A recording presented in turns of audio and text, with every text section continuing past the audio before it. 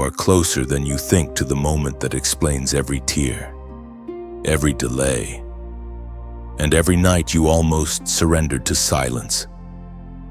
You have stood in places where nobody clapped for you, walked through seasons where nobody understood you, and carried weights that would have crushed a lesser spirit. Yet you are still here. That is not a small thing. That is not luck. That is not mere endurance. That is evidence. Heaven has kept breath in your body because your story is not finished. And the pressure around you is not proof that you have been forgotten. It is proof that something precious is being guarded inside you. You have asked in secret whether this path was worth it. You have wondered why the road became narrow the moment you decided to obey. You have questioned why doors closed, why certain people disappeared, why the comfort you once leaned on was removed from your reach. But even now, in this very hour, you are being told to lift your eyes higher than your pain. What feels like abandonment is often divine separation. What feels like delay is often holy timing. What feels like loss is often protection wearing rough clothes. The truth is that you nearly mistook the middle of the journey for the end of the story. You nearly called a temporary wilderness a permanent residence. You nearly believed that because the battle lasted longer than expected. The promise had expired, but the one who called you has not changed his mind about you. His hand has remained on your life even in the moments when you felt nothing at all. We are reminded through the writings of David in the Psalms, chapter 138, verse 8. The Lord will fulfill his purpose for me. Your steadfast love, O Lord, endures forever. That word is for you today. Fulfill means complete, not abandon. Purpose means design, not accident. Steadfast means unshaken, not temporary. So when fear tells you that you have come too far to keep going, you answer with the memory of every time you were sustained when you should have fallen apart. You are not standing here because you are self-made. You are standing here because mercy carried you farther than your own strength ever could. So take this as your confirmation you are not being led this far just to collapse before the threshold. Hold your ground, guard your heart, and move one more step in faith. The same God who preserved you in hidden valleys is preparing to reveal why you survived what others never even saw. You are not overlooked. You are being aligned, refined, and positioned for the next command that will change everything around you soon.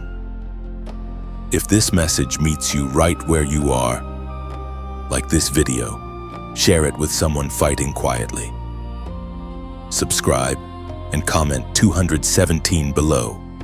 You are in a moment where doubt tries to speak louder than destiny, and that is why this warning must reach you now. The enemy does not always arrive with noise. Sometimes darkness comes dressed as exhaustion, as hesitation, as the voice that says you can pray later, obey later, forgive later, rise later. But later has stolen many callings. Delay has weakened many hearts, and compromise has destroyed things that pain never could. This is why your spirit has been restless. This is why peace has been interrupted. This is why you cannot settle where you used to settle.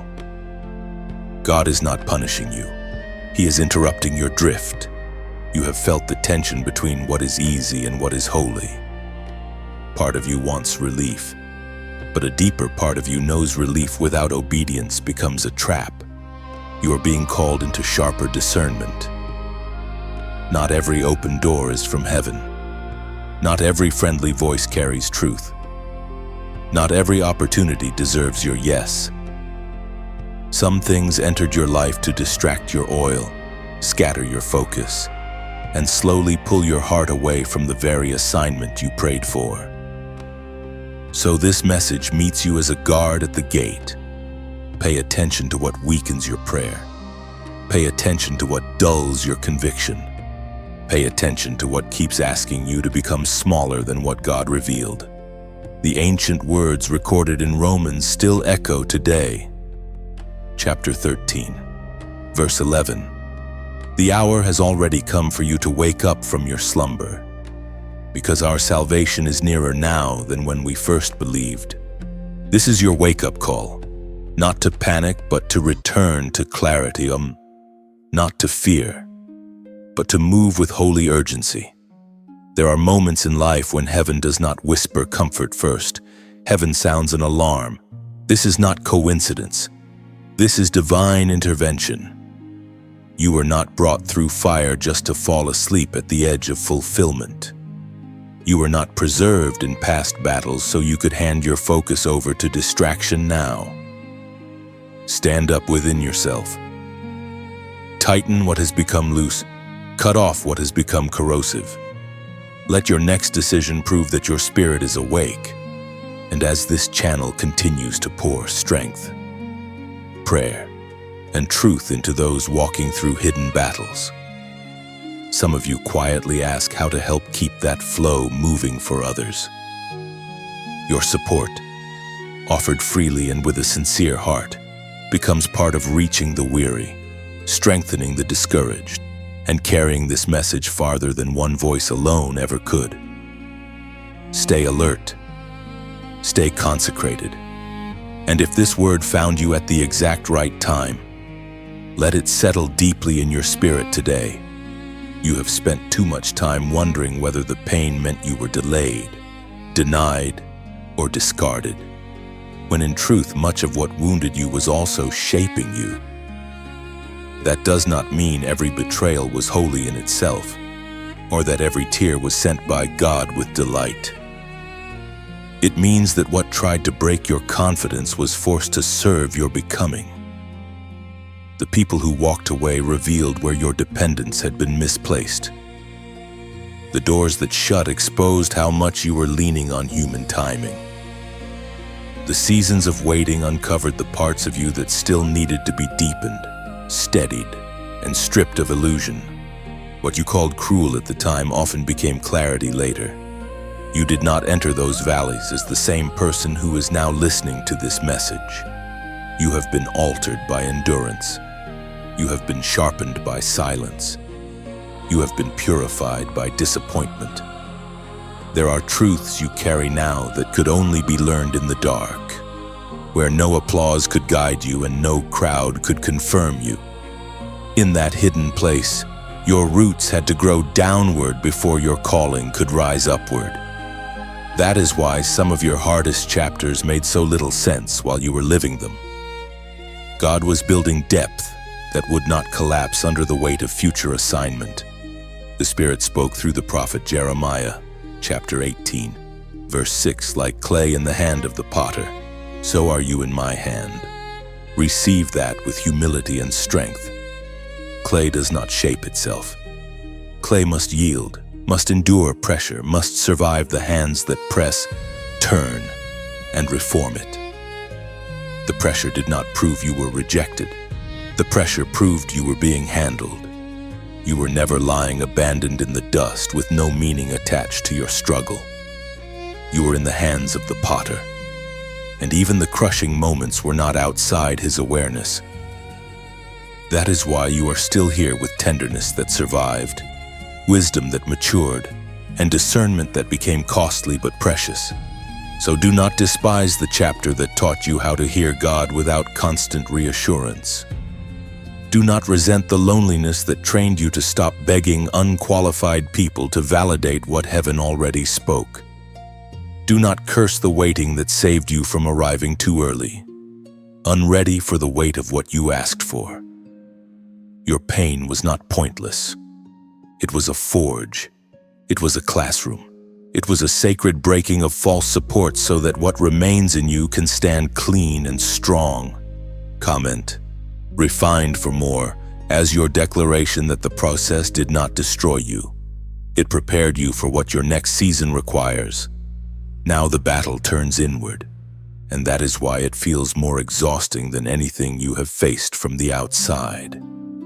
External attacks can be named, resisted, and recognized. But the war within you is subtler. It moves through hesitation, through old grief, through the temptation to retreat into what is familiar even when the familiar once kept you bound. You are not only confronting opposition around you, you are confronting every version of yourself that learned to survive without fully trusting God. This is the place where destiny presses close enough to expose what still resists surrender. Part of you knows you cannot go back. You cannot return to smaller thinking, smaller faith, smaller obedience. You have seen too much, endured too much, and heard too clearly to pretend ignorance now. Yet another part of you still remembers the false safety of old patterns. That is where the struggle lives. It is the conflict between your calling and your conditioning, between the life heaven is pulling you toward and the instincts that were formed in fear. Do not be ashamed of this conflict. The presence of battle does not mean the absence of God. Very often it means transformation is no longer theoretical. It is happening in real time. The apostle reminds us in his letter to the Corinthians, chapter 10, verse 5. We take captive every thought to make it obedient to Christ. That word reveals the nature of this hour. Not every thought that enters your mind deserves a throne. Not every emotion deserves agreement. Not every fear deserves to become a decision. Some thoughts must be captured before they build strongholds. Some inner voices must be challenged before they become identity. You are learning that spiritual maturity is not simply feeling inspired. It is becoming disciplined with what you allow to remain within you. The war intensifies because what is ahead requires a cleaner mind, a steadier heart, and a deeper refusal to bow to internal confusion. So when you feel torn between surrender and resistance, remember that this moment is not designed to expose your weakness for shame. It is designed to reveal where God is making you stronger. Every time you refuse the lie that says you are too damaged, too late, too weary, or too unworthy, you break agreement with what tried to define you. Every time you choose obedience over impulse, peace over panic, and truth over self-protection, something inside you comes into alignment. This is why the pressure has increased. You are nearing a threshold that cannot be crossed carrying every old thought pattern with you. The battle intensifies because your next season demands greater internal authority. And you are not losing this war. Even now, in the hidden chambers of your mind and spirit, God is teaching you how to stand from the inside first, so that nothing outside you can rule you again. Now you arrive at the promise that has been following you through every section of this journey. You will not be abandoned. Not here. Not after all that has been poured, pressed, purified, and preserved within you. The one who called you from the shadows of doubt did not bring you to this edge just to watch you fall. He did not sustain you through betrayal, silence, weariness, an inward battle only to leave you unfinished. What began as a whisper over your life has become a decree over your future.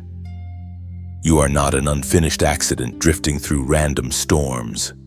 You are a carried life, a marked soul, a living testimony that divine purpose does not collapse under pressure.